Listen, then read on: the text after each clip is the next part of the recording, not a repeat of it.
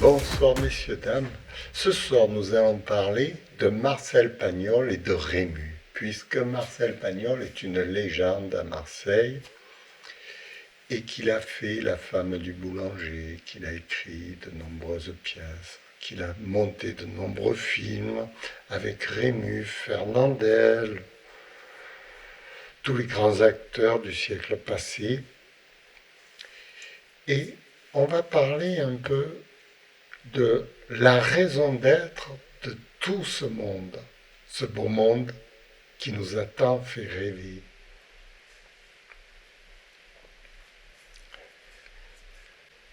Marcel Pagnol, il faut dire que c'était un fils d'instituteur et que toute sa vie, il a puisé son inspiration dans la culture et dans l'enseignement. Puisque son père était instituteur, il lui a donné le goût de lire et d'écrire. Et tous les matins, il se levait vers les 5 heures du matin pour écrire. Pour écrire, c'était sa grande passion, l'écriture. Ça a une très grande importance dans le sens qu'il a écrit des chefs-d'œuvre qui ont ensuite été interprétés par des acteurs au cinéma. Il a appris à faire des films et à mettre en scène les histoires qu'il voulait raconter au public. Alors, c'est là où il y a la raison d'être du personnage. Le personnage était empreint d'humanité et était empreint d'amour pour son pays, entre autres la France, et de son pays et de sa région et de tout ce qui en découle.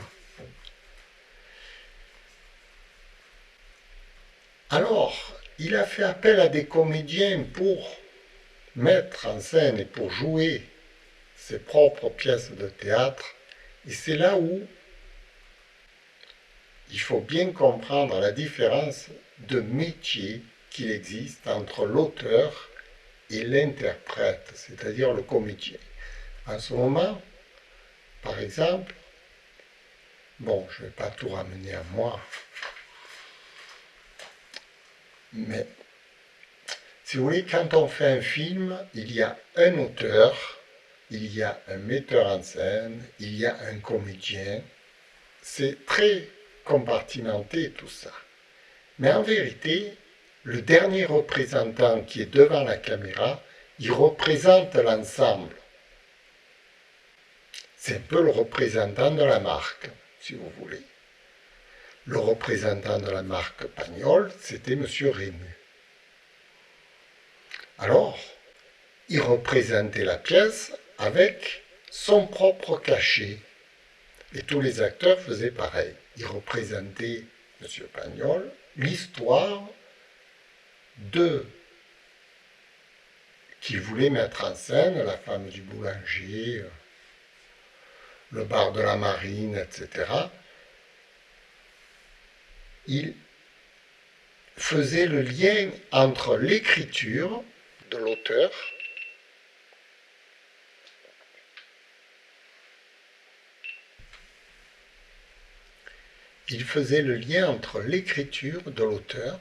et le public. Le comédien est là pour ça. Et il a un rôle très important. C'est comme le représentant d'une marque. Le fabricant n'est pas là, mais le représentant va expliquer au public ce que cet objet, cette marque représente pour. Et c'est là où on va dire, c'est tout le génie du comédien et de l'acteur qui va jouer sur scène, qui va interpréter un personnage. Et finalement, l'auteur est dans les mains de ce personnage, est dans les mains de cet acteur, de ce comédien. Et si, par exemple, chaque comédien va interpréter l'œuvre à sa façon, avec son talent, sa sensibilité. Et ça va être totalement différent de l'un à l'autre. Pourtant, c'est la même œuvre, mais elle va vivre sous une forme différente.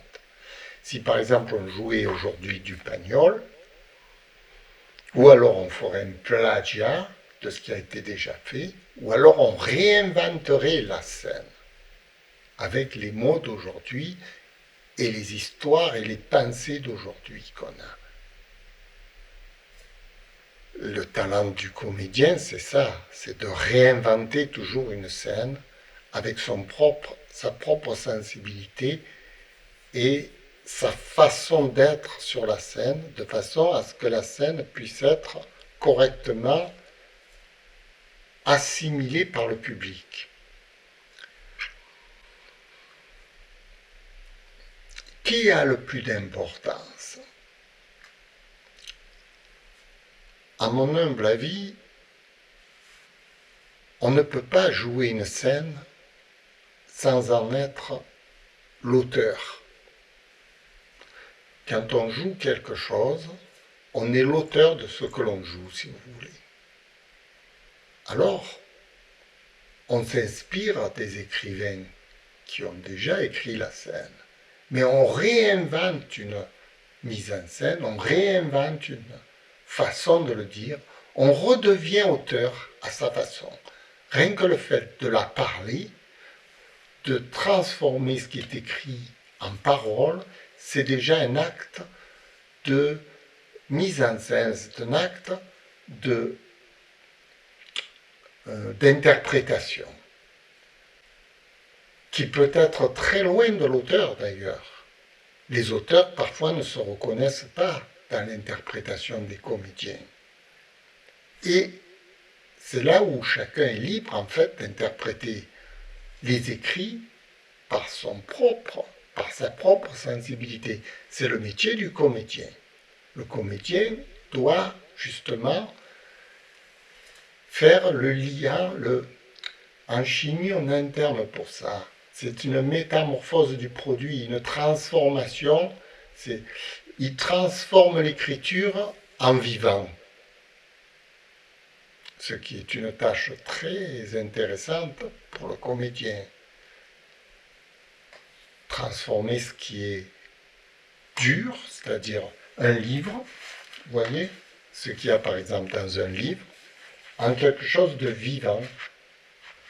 Là, par exemple, on a le comédien qui joue la scène à sa façon, avec son propre costume, ses propres mouvements. C'est pas écrit dans le texte, la façon de jouer.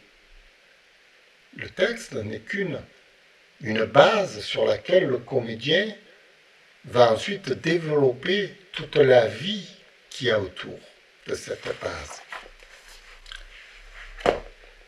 C'est pourquoi Rému avait beaucoup d'importance dans les pièces de Pagnol, parce qu'il avait son âme, son interprétation qui plaisait au public en quelque sorte et qui représentait Pagnol.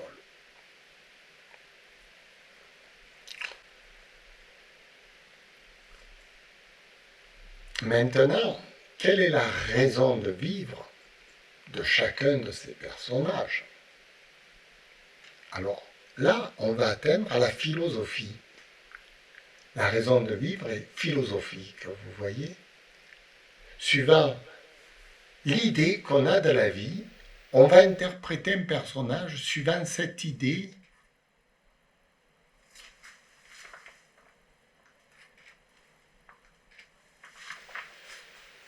on va interpréter un personnage suivant cette idée très personnelle qu'on a de la vie. Parce qu'on ne peut pas faire autrement. On ne peut vivre que ce que l'on pense. On ne peut pas vivre autre chose. Et chaque époque, justement, chaque philosophie, chaque façon de penser va permettre aux comédiens de s'exprimer d'une certaine façon à l'écran, ce qui est très intéressant.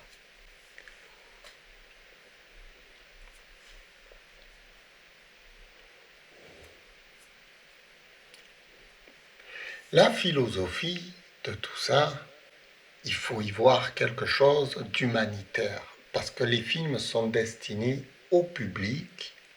Parfois, actuellement, dans l'époque actuelle, les films ne sont plus destinés au public.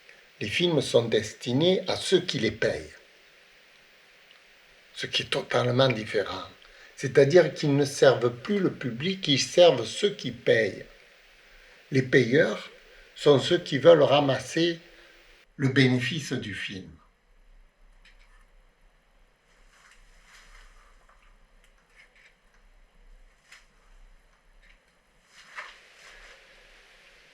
Veulent ramasser le bénéfice du film. Ce qui devient très étrange, c'est qu'on a des films qui ne correspondent plus à ce que le public attend. On a des films qui reflètent une certaine idée philosophique de ceux qui les produisent, et qui est une idée actuellement très commerciale et vénale. Ah, je vous assure, il n'y a plus de comédiens humanitaires, il n'y a plus de comédiens qui jouent pour le public, il n'y a que des comédiens qui jouent pour l'argent et qui sont payés pour dire ce qu'ils disent. Regardez les salaires de ceux qui passent à la télé, ils sont énormément payés pour dire ce qu'ils disent. Ils ne le disent pas gratuitement. Constatez-le, regardez leurs feuilles.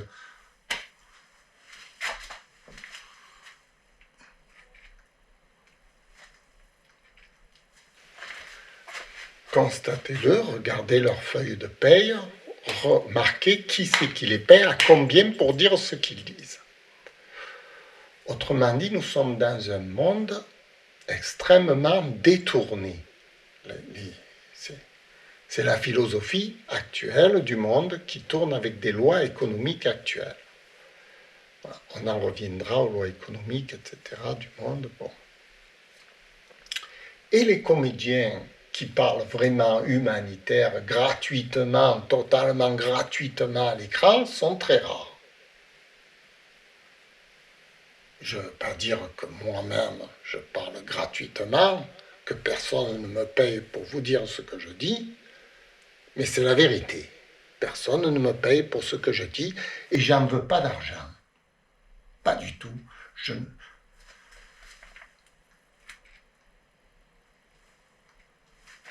J'en veux pas d'argent et je ne travaille pas pour l'argent. Je travaille pour un sens humanitaire. Je n'ai plus besoin d'argent pour vivre. L'argent me paraît dérisoire par rapport aux problèmes réels soulevés par le monde dans lequel on vit. Et, si vous voulez, ma principale préoccupation, puisque je ne travaille pas pour l'argent, pourquoi je travaille? Je travaille pour le public et ma principale préoccupation, c'est le public, c'est de le rendre heureux. Très difficile comme tâche, c'est une tâche.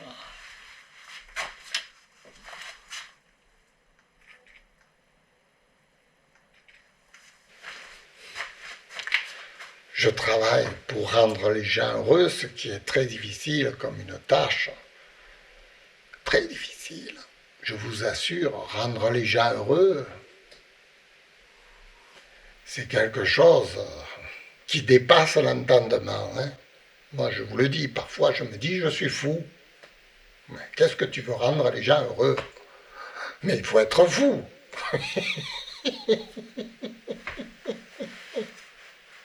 Eh oui, je dois être fou. Ah oui, je suis fou allié. Voilà, je terminerai là-dessus. Je suis un comédien fou allié. et je le revendique. Merci. Au revoir.